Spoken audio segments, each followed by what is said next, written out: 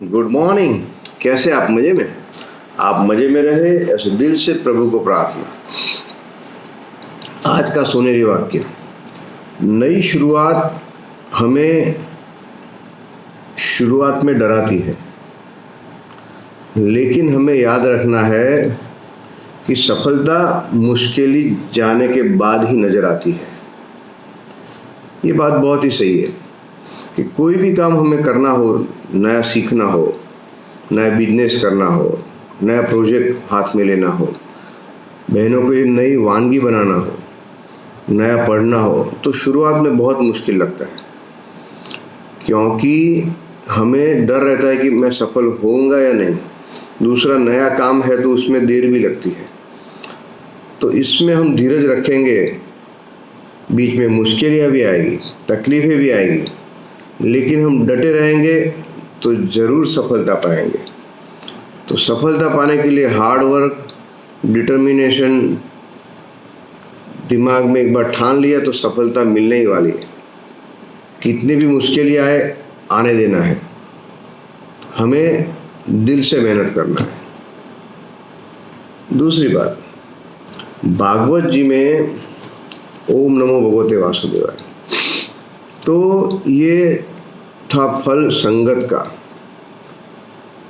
द्रोण पुत्र अश्वत्थामा, भले ही उनके पिताजी बहुत अच्छे गुरु थे, ज्ञानी थे, लेकिन अश्वत्थामा की सोबत गलत थी।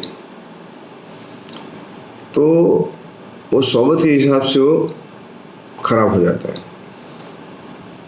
तो दुर्योधन के पास आता है। दुर्योधन का भी कैसा है कि मरने के टाइम में भी उसको बदला लेना है।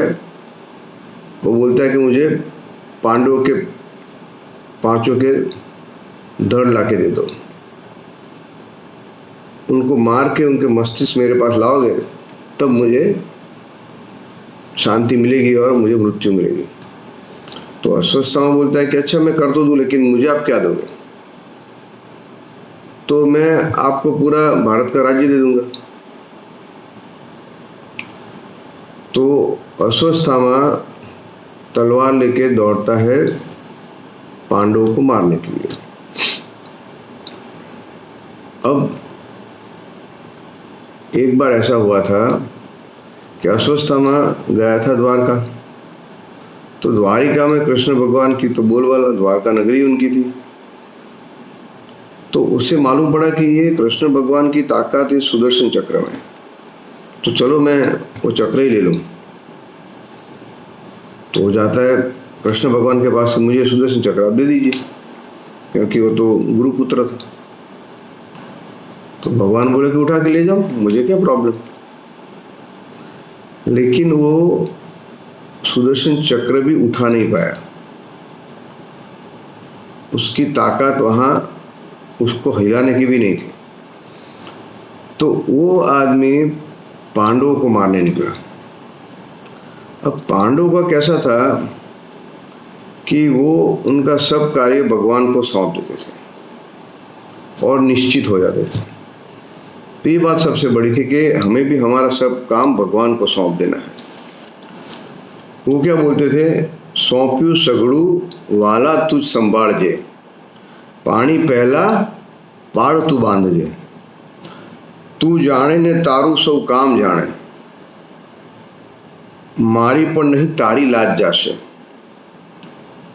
मूड़ी नथी तो क्यांथी लाऊ व्याज, सौंप्यू सगड़ू व्याला तू संभाल जे। तो ये था पांडवों का, वो सब भगवान को सौंप देते थे। तो भगवान उनके पास आते हैं और बोलते हैं कि भाई आज हमें सामने के किनारे जाके सोना है, आज हमें ये जगह को पार कर देना है, क्योंकि रोज हम भले यहाँ सोते, आज हमें यहाँ नहीं सोना है। तो पांडवों को तो कुछ सोचना ही था, भगवान ने बोला तो सही बात है। तो वो लोग नदी क्रॉस करके सामने किनारे चले जाते हैं। तो उस वक्त वो द्रौपदी के पांचों पुत्र को भी बोलते हैं कि भाई आप भी हमारे साथ चलो, हमें यहाँ नहीं सोना है, क्योंकि ये जगह पे युद्ध पूरा हुआ है, हमें यहाँ नहीं सोना है। तो उनके पुत्र तो माने नहीं। वो बोलते हैं कि हमारे पिता तो कृष्ण भगवान का ही मानते हैं, हम उनका नहीं मानेंगे, वो तो जितना कृष्ण भगवान बोलते उतना ही करते, हमें नहीं करना है। तो वो वहाँ सो जाते हैं और बाकी से पांडव नदी पार कर जाते हैं।